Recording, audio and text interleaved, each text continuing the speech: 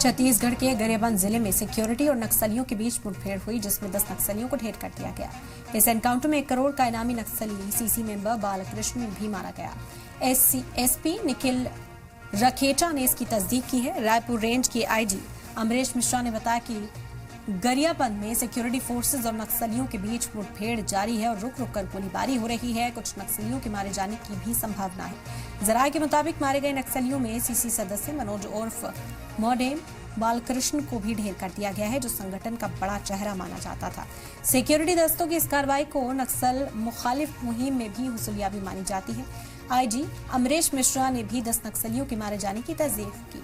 ये मुठभेड़ मैनपुर थाना इलाके के जंगल में उस वक्त शुरू हुई जब सुरक्षा बल के जवान नक्सली मुखालिफ मुहिम पर थे।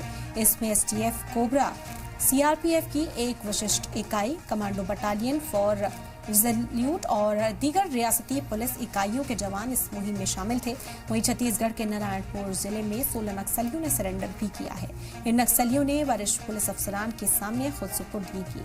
नारायणपुर के पुलिस अधीक्षक रॉबिन्सन गुरिया ने बताया कि सभी 16 नक्सली निचली सतह के कैडर के थे और जनताना सरका, चेतना, नटिया मंडली और माओवादियों की पंचायत मिलिशिया के मेंबर समेत मुख्तलिफ इकाइयों से जुड़े हुए थे।